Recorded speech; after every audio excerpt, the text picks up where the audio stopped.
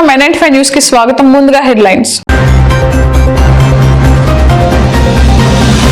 ఎన్నికల ఫలితాలపై అన్ని పార్టీల అభ్యర్థులు ధీమా. అందరి తలరాతలు ఈవీఎంలో నిక్షిప్తమై స్ట్రాంగ్ రూమ్ లో దాగి ఉన్న ఫలితాలు. నాటు బాంబును కొరికిన ఎద్దుకు తీవ్ర గాయాలు. బోరున విలపిస్తున్న రైతు. ఫ్లైఓవర్ బ్రిడ్జ్ కింద రైలు పట్టాలపై గుర్తు తెలియని వ్యక్తి మృతదేహం లభ్యం. రైల్వే పోలీసులకు సమాచారం ఇచ్చిన స్థానికులు. ఎన్నికల ఫలితాలపై బెట్టింగ్లకు పాల్పడితే కఠిన చర్యలు తప్పవు హెచ్చరించిన సీఐ రాఘవరెడ్డి. ఇక డీటెయిల్స్ చూస్తే సార్వత్రిక ఎన్నికలు ప్రశాంతంగా ముగిశాయి. ఎన్నికల నిర్వహణకు సహకరించిన ప్రతి ఒక్కరికి ధన్యవాదాలు. జిల్లాలో 144 సెక్షన్ అమల్లో ఉంది. ఎన్నికల ఫలితాలు వెలువడే వరకు ప్రజలు భావోద్వేగాలకు గురికాకూడదని పొంగనూరు సీఐ రాఘవరెడ్డి పేర్కొన్నారు. గురువారం తమ కార్యాలయంలో నిర్వహించిన విలేకరుల సమావేశంలో ఆయన మాట్లాడుతూ ఎన్నికల నోటిఫికేషన్ విడుదలైనప్పటి నుంచి గ్రామాల్లో పర్యటించి పల్లెనిద్ర కార్యక్రమం చేపట్టడం జరిగిందని, సమస్యాత్మక ప్రాంతాల్లో సిబ్బందితో కలిసి ప్రజల్లో అవగాహన కార్యక్రమాలు నిర్వహించామని, కోడ్ వచ్చిన తర్వాత రౌడీ షీటర్లో క్రిమినల్స్ బైండ్ ఓవర్ చేసుకోవడం జరిగిందని అన్నారు. ఎన్నికల ఫలితాలపై బెట్టింగ్లకు పాల్పడితే కఠిన చర్యలు ఉంటాయని హెచ్చరించారు. ఏ పార్టీ అధికారంలోకి వచ్చినా ప్రతిపక్ష పార్టీల నేతల ఇండ్ల ముందు బాణాసంచలు పేల్చరాదని సీఐ రాఘవరెడ్డి హితవు పలికారు. ఈ నెల 5వ నెలలో ఫర్దర్ ఆర్డర్స్ అంటే ఈ నెల 14 నుంచి తదుపరి మళ్ళీ కలెక్టర్ గారు ఉత్తర్వులు ఇచ్చేంత వరకు మొత్తం చిత్తూరు జిల్లా అంతటా 144 సెక్షన్ అమల్లో ఉన్నది. దయచేసి ప్రజలందరూ గమనించాల్సింది ఏంటంటే 4 లేదా అంతకంటే ఎక్కువ మంది వ్యక్తులు ఎక్కడే కానీ గుమిగూడి ఉండరాదు. సో మనకి ఎలక్షన్స్ ప్రక్రియ అయిపోయింది కాబట్టి మళ్ళీ కౌంటింగ్ నెక్స్ట్ మంత్ ఉంది. సో అంతవరకు కూడా భావోద్వేగాలకు ఎవరు గురి కాకుండా ప్రశాంతంగా ఉండవాలని కోరుతున్నాము. ముఖ్యంగా ఇప్పుడు ఎలక్షన్ ప్రాసెస్ అనేది మొట్టమొదటిగా నోటిఫికేషన్కు ముందు మేము గ్రామాల్లో పల్లెనిద్దలు చేయడము, అదేవిధంగా ఎక్కడైతే సమస్యాత్మక గ్రామాలు ఉన్నాయో అక్కడ నేను మా ఎస్ఐలు మా యొక్క సిబ్బంది తిరిగి ప్రజలతో మీటింగ్లు ఏర్పాటు చేసి రాబోయే ఎలక్షన్లో ఎలాంటి గొడవలు జరగకూడదనే సమావేశాలు ఏర్పాటు చేసి ప్రజలకు అవగాహన కల్పించాము. అదేవిధంగా నోటిఫికేషన్ వచ్చిన తర్వాత బైండ్ ఓవర్స్ స్టార్ట్ చేయడం కానీ, రౌడీలు, క్రిమినల్స్, ట్రబుల్ మాంగర్స్ పైన నిఘా ఉంచి గ్రామాల్లో ఎలాంటి ఆకతాయి చర్యలకు పాల్గొనకూడదని, అదేవిధంగా సోషల్ మీడియాలో పోస్టులు పెట్టకూడదని వారికి కౌన్సిలింగ్ చేయడము, ఆధారం పోలీస్ స్టేషన్ పిలిపించి కౌన్సిలింగ్ చేయడం జరిగింది. దాని తర్వాత నోటిఫికేషన్ అయిన తర్వాత నామినేషన్ ప్రాసెస్, ఈ నామినేషన్ ప్రాసెస్లో కూడా చాలా గట్టి బందోబస్తు ఏర్పాటు చేయడం అయినది. అదేవిధంగా పారామిలిటరీ ఫోర్సు వారి యొక్క సహాయం కూడా తీసుకొని బందోబస్తు చేసినాము. ఎస్పీ ఆధ్వర్యంలో మరియు పొంగనూరు కాన్స్టిట్యూన్సీ నియోజకవర్గంలోని ఎస్ఐలు, సిఐలు సిబ్బంది సహాయంతో ఎక్కడ ఎలాంటి అవాంఛనీయ సంఘటన. జూన్ 4న వెలువడనున్న ఎన్నికల ఫలితాలలో అభ్యర్థుల తలరాతలను బయటపెట్టనున్నాయి. నరేంద్ర మోడీ మూడోసారి గెలుపొంది హ్యాట్రిక్ సాధిస్తాడా లేదా అన్న విషయాలతో పాటు ఆంధ్రప్రదేశ్ పార్లమెంట్ ఎన్నికలతో పాటు అసెంబ్లీకి ఎన్నికలు నిర్వహించడంతో తెలుగు రాష్ట్రాల ప్రజలలో ఏ పార్టీ గెలిచి అధికారం చేపడుతుందో అని తీవ్ర ఉత్కంఠతో ఎదురు చూస్తున్నారు. ఈ నేపథ్యంలో మదనపల్లిలో తెలుగుదేశం, జనసేన, బీజేపీ కూటమి అభ్యర్థి షాజహాన్ బాషా, అధికార పార్టీ అభ్యర్థి నిస్సర్ అహ్మద్ గెలుపు నాదంటే నాది అనే ధీమాలో ఉన్నారు. 5 ఏళ్లు జగనన్న పాలనలో సంక్షేమ పథకాలు గెలుస్తాయని ధీమాతో ఉన్న వైసీపీ శ్రేణులు ప్రజలు ఓట్లు వేస్తారో లేదో అనే భయంతో ఓటర్లకు డబ్బులు పంచిపెట్టినట్లు సమాచారం. వైసీపీ పాలనలో తీవ్ర అసంతృప్తితో ఉన్న ఆంధ్రప్రదేశ్ ప్రజలు, జగన్ పాలనతో విసిగిపోయిన ఉద్యోగులు తమను గెలిపిస్తారనే నమ్మకంతో ఉన్న తెలుగుదేశం శ్రేణులు సైతం ఓటర్లకు డబ్బులు పంచిపెట్టినట్లు సమాచారం. రాష్ట్ర వ్యాప్తంగా ప్రజలు ఎన్నికలకు ముందు ఎవరికి ఓటు వేయాలో ముందస్తు అవగాహనకు వచ్చినట్లు ఓటర్లు నాడిని పట్టి తెలుస్తోంది. సంక్షేమం గట్టెక్కిస్తోందని వైసీపీ పార్టీ, సూపర్ 6 పథకాలతో పాటు వైసీపీ ప్రభుత్వంపై వ్యతిరేకత తమకు కలిసి వస్తుందని తెలుగుదేశం శ్రేణులు గట్టిగా నమ్ముతున్నారు. ఈ నేపథ్యంలో ఎన్నికల రోజు ఓటర్లు పెద్ద సంఖ్యలో తరలివచ్చి ఓటు వేయడంతో ఎప్పుడూ లేనంతగా ఓటింగ్ శాతం పెరిగి 82కు చేరడంతో బయట రాష్ట్రాలలో స్థిరపడి ఉన్న యువత పెద్ద సంఖ్యలో ఎన్నికల ముందు రోజు సొంత ఊళ్లకు వచ్చి ఓటు వేయడంతో అధికార పార్టీ నాయకుల అంచనాలు తారుమారైనట్లు రాష్ట్ర స్థాయిలో చర్చ నడుస్తోంది. జాతీయ స్థాయి మీడియా సంస్థలు సైతం ఆంధ్రప్రదేశ్లో అధికారంలోకి వస్తుందని ఓ పక్క గట్టిగా చెప్తున్నారు. తన అనుకూల మీడియాలో జగన్మోహన్ రెడ్డి మళ్లీ మనదే అధికారం అంటూ చెప్పడంతో తీవ్ర ఉత్కంఠతో ఎదురు చూస్తున్న ఆంధ్రప్రదేశ్ జనాలు. పనికరణ గారు, ప్రభు గారు అదేవిధంగా బాబు ఎక్స్ కౌన్సిలర్, పులి మహాలక్ష్మి, రాధమ్మ ఎక్స్ కౌన్సిలర్, ఇంకా అదేవిధంగా ఎక్స్ కౌన్సిలర్ లక్ష్మణ స్వామి గారు, అదేవిధంగా విజి వేణన్న,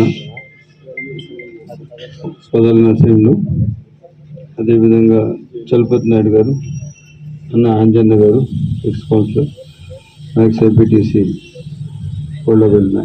చీకలవెల్లి నాయుడు గారు, అదేవిధంగా చాలామంది నాయకులు నా ముందు వెనక కూర్చోన్నారు. రాజకీయ పంచాయతీ నుంచి, అదేవిధంగా వివిధ పంచాయతీ నుంచి విచ్చేశారు. విచ్చేసిన నాయకులందరికీ, ప్రతి ఒక్కరికి, మదనపల్లి కాన్స్టిట్యూన్సీ నాయకులందరికీ పేరు పేరున నమస్కారాలు.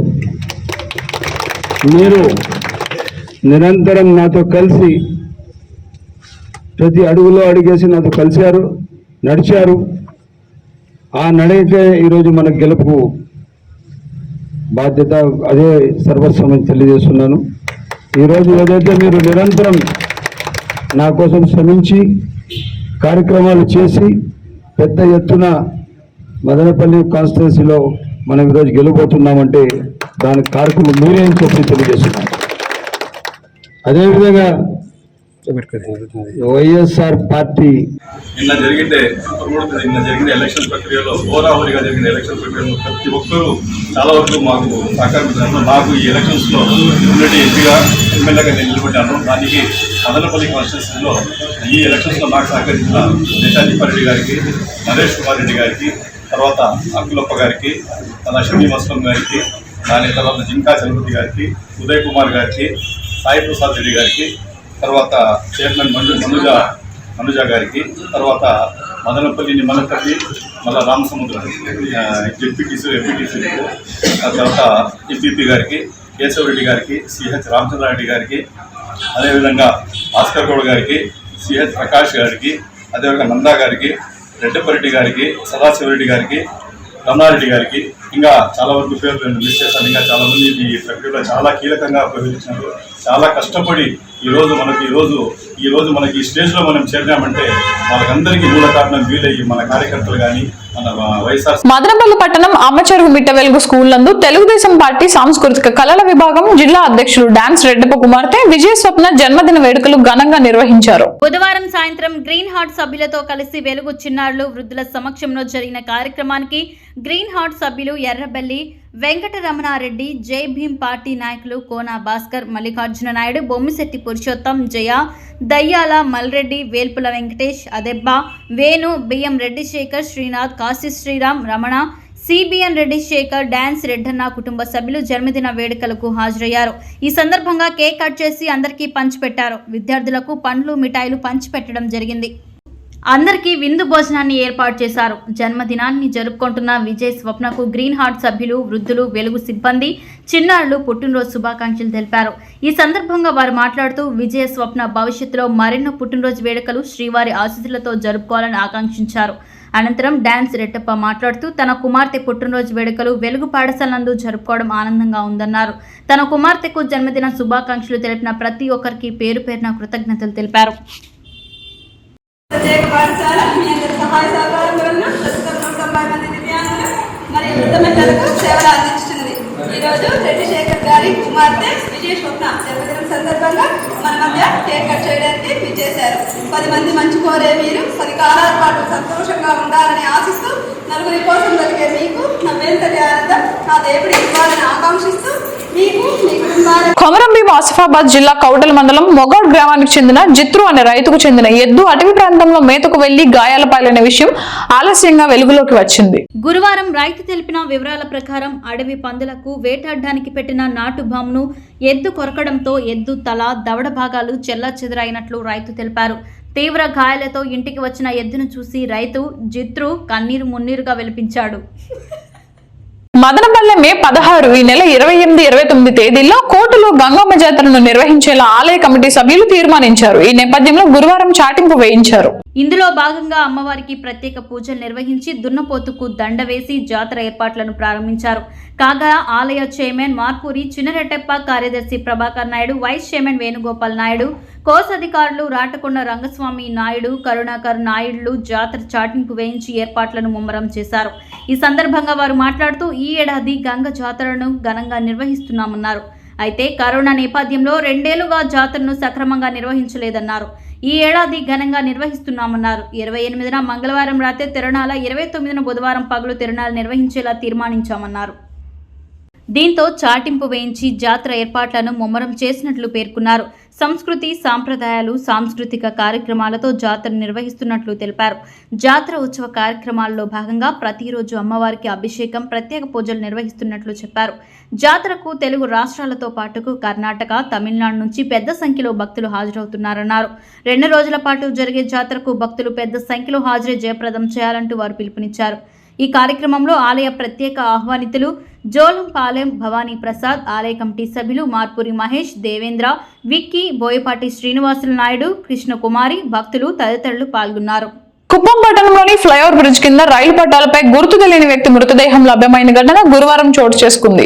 గుర్తించి రైల్వే పోలీసులకు సమాచారం అందించారు. మృతుడి శరీర భాగాలు వేరువేరుగా పడి ఉన్నాయి. మృతుడు ఆత్మహత్య చేసుకున్నాడా లేక ఎవరైనా హతమార్చి రైలు పట్టాలపై పడేశారా అనే వివరాలు రైల్వే పోలీసుల విచారణలో తేలాల్సి ఉంది.